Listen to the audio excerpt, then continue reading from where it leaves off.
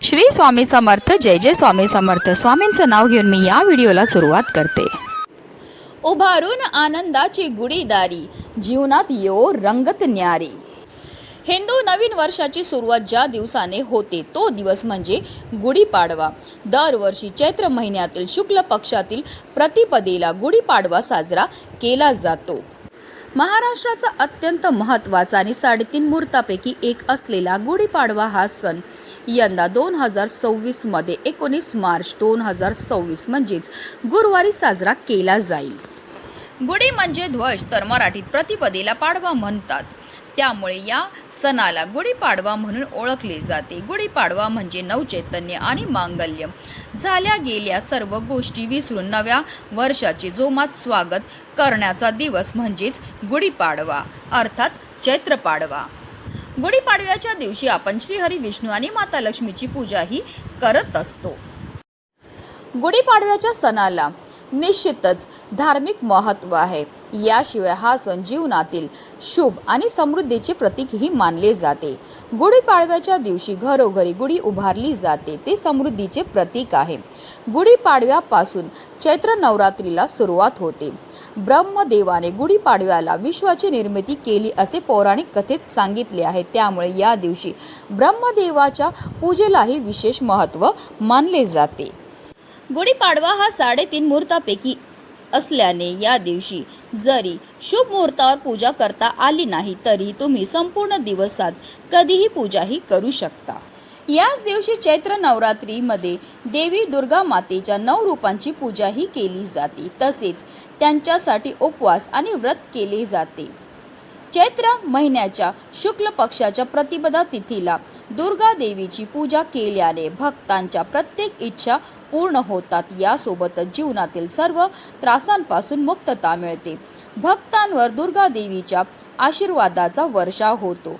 त्यांच्या कृपेने भक्तांना सुख व सौभाग्य प्राप्त होतं. 14 वर्षाचा वनवास संपून आणि रावणाचा वध करून प्रभू श्रीराम जेव्हा अयोध्येत परतले तेव्हा प्रजेने आनंदाने विजयाचे प्रतीक म्हणून गुढ्या उभारल्या होत्या. ऐतिहासिक दृष्टिकोनातून हा सण छत्रपती शिवाजी महाराजांनी परकीय आक्रमकांवर मिळवलेला विजय आणि स्वराज्यातील आनंद साजरा करण्यासाठी महत्त्वाचा मानला जातो. याच दिवसापासून हिंदू नवीन वर्ष म्हणजेच विक्रम संवत सुरू होतं. आणि या दिवशी शास्त्रामध्ये काही उपाय हे सांगण्यात आले आहेत. हे उपाय केल्याने आपल्या जीवनामध्ये असणारे जे संकट आहेत, विघ्न आहेत, दोष आहेत, त्यापासून आपल्याला निश्चितच मुक्तता मिळण्यामध्ये मदतही मिळत असते. आणि म्हणूनच गुढीपाडव्याच्या दिवशी तुम्ही काही नाही केलं तरीही चालेल, पण गाईला खाऊ घाला फक्त ही एक वस्तू. ही वस्तू खायला दिल्यामुळे आपल्या जीवनामध्ये असणारे सर्व अडचणी, संकट, पितृदोष, वास्तुदोष, शत्रुपीडा तर नष्ट होणारच आहे, पण आपलं 7 पिढ्यांचं दारिद्र्य नष्ट होऊन आपल्या सर्व इच्छा मनोकामना हे पूर्ण होणार आहे. तर ती कोणती वस्तू खायला द्यायची, कोणत्या वेळेत खायला द्यायची, त्याबद्दल सविस्तर आणि महत्त्वाची माहिती मी तुम्हाला या व्हिडिओमध्ये देणार आहे. तर व्हिडिओ पूर्ण पहा. आणि जर तुम्ही माझ्या चॅनलवर नवीन असतील तर चॅनलला सबस्क्राईब करा आणि शेजारी बेल आयकॉनसुद्धा प्रेस करा, जेणेकरून तुम्हाला माझ्या नवनवीन व्हिडिओचं नोटिफिकेशन हे मिळत राहील आणि तुम्ही एक पण व्हिडिओ मिस करणार नाही. आणि कमेंटमध्ये ओम नमो भगवते वासुदेवाय नमः लिहायला अजिबात विसरू नका. गुढीपाडव्याच्या दिवशी सर्वप्रथम ब्रह्ममुहूर्तावर उठून स्नान करावे. यानंतर संपूर्ण घर स्वच्छ करावे. त्यानंतर घराच्या मुख्य प्रवेशद्वारावर आंब्याच्या पानाची तोरणं लावावी, रांगोळी काढावी. त्यानंतर घराच्या काही भागात गुढी उभारावी. गुढीपाडव्याच्या दिवशी ब्रह्माजींची संपूर्ण कुटुंबासह विधीनुसार पूजा करावी. देवी मातेची पूजा करावी. तसेच गुढी उभारल्यानंतर भगवान विष्णूंची पूजा करावी.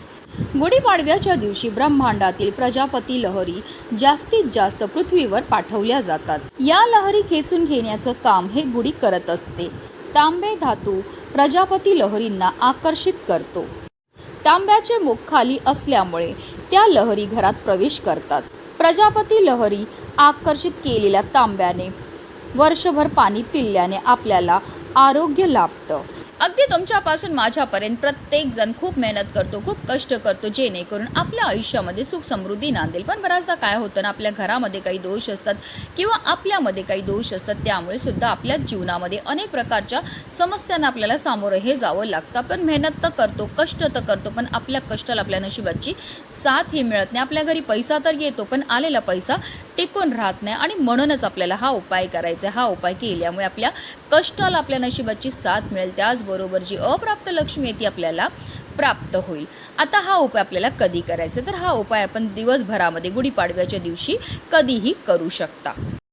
हिंदू धर्मामध्ये गाय, गंगा आणि गायत्रीला अनन्यसाधारण असं महत्त्व आहे. गायीचा जन्म हा समुद्र मंथनातून कामधेनू गायीच्या रूपामध्ये झाला होता. त्याचबरोबर माता लक्ष्मीचा जन्म सुद्धा समुद्र मंथनातूनच झाला होता. म्हणूनच गायीला माता लक्ष्मीचं स्वरूप सुद्धा म्हटलं जातं. गायीच्या शरीरामध्ये 33 कोटी देवी देवतांचा निवास असतो. गाय 11 रुद्रांची आई आहे, 8 वसूंची कन्या आहे, 12 आदित्यांची बहीण आहे आणि अमृतरूपी दूध देणारी आहे. आणि जो भक्त गायीची सेवा करतो त्याच्या सर्व मनोकामना पूर्ण होतात आणि त्याला मृत्यू पश्चात स्वर्गाची प्राप्ती सुद्धा होत असते. साक्षात श्रीहरी विष्णूंनी सुद्धा आपल्या कृष्ण अवतारामध्ये गोसेवा केली होती आणि म्हणूनच त्यांना गोपाळ हे नाव सुद्धा मिळालं होतं. आणि म्हणूनच आपल्याला सुद्धा आवर्जून गुढीपाडव्याच्या दिवशी गोमातेची सेवा ही करायचे. तर आपल्याला काय करायचं, गुढीपाडव्याच्या दिवशी प्रत्येकाच्या घरोघरी पुरणपोळी ही बनणार आहे. तर सगळ्यात पहिली बनवणारी जी पुरणपोळी आहे ती आपल्याला गाई करता बनवायची. आता काही कारणास्तव तुम्हाला पुरणपोळी बनवणं शक्य नसेल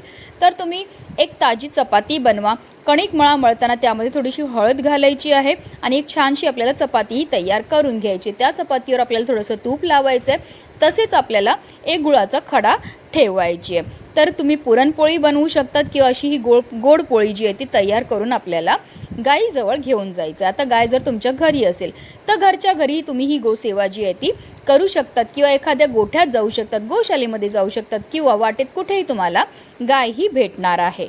गायीजवळ गेल्यावर सर्वप्रथम आपल्याला तिच्या दोन्ही पायावर पाणी हे अर्पण करून घ्यायचं आहे. तिची आरती करून घ्यायची, तिला हळद कुंकू अक्षदा अर्पण करून घ्यायचे. आणि त्यानंतर आपल्या हातामध्ये आपल्याला ही पुरणपोळी जी आहे ती घ्यायची आणि आपल्या हातामधनं तिला खायला द्यायची. कारण असं म्हटलं जातं जेव्हा गाय आपल्या हातातनं ही पोळी खाते आणि तिची जीभ आपल्या हाताला लागते त्यामुळे आपल्या जीवनामध्ये असणारे जे दोष आहे, दारिद्र्य ते दूर होण्यामध्ये मदत ही मिळत असते. त्यानंतर आपल्याला आवर्जून तिला थोडंसं पाणी हे प्यायला द्यायचं. त्यानंतर आपल्याला गायीभोवती 11 प्रदक्षिणा ह्या करायच्या. प्रदक्षिणा करताना निरंतर आपल्याला ओम नमो भगवते वासुदेवाय नमः या मंत्राचा जप हा करायचा. 11 प्रदक्षिणा करून झाल्यानंतर आपल्याला गायीच्या पायाखालची थोडीशी माती उचलायची आणि तिने आपल्या कपाळावर टिळा हा लावायचा. कारण जो मनुष्य गायीला हाताचा स्पर्श करून प्रदक्षिणा करतो तसेच तिच्या चरणाखालील धूळ मस्तकी लावतो त्याला पृथ्वी प्रदक्षिणेचे व सर्व तीर्थांमध्ये स्नान केल्याचे पुण्य हे प्राप्त होत असतं. त्यानंतर जर गाय स्पर्श करून देत असेल तर आवर्जून तिच्या पाठीवर आपल्याला हात फिरवायचा आणि आपल्या मनातली इच्छा ही बोलायची. अतिशय उच्च कोटीची ही सेवा केल्यामुळे आपल्या जीवनामध्ये असणारा प्रखरातला प्रखर पितृदोष, ग्रह दोष, शत्रुपीडा तर नष्ट होतेच होते, पण आपलं 7 पिढ्यांचं दारिद्र्य नष्ट होऊन आपली कितीही कठीणातील कठीण इच्छा ही साक्षात श्रीहरी विष्णू आणि माता लक्ष्मी पूर्ण करतील. म्हणूनच व्हिडिओ जास्तीत जास्त लोकांपर्यंत शेअर करा जेणेकरून प्रत्येकाच्या आयुष्याचं कल्याण हो. हीच मनामध्ये इच्छा. श्री स्वामी समर्थ. जय जय स्वामी समर्थ.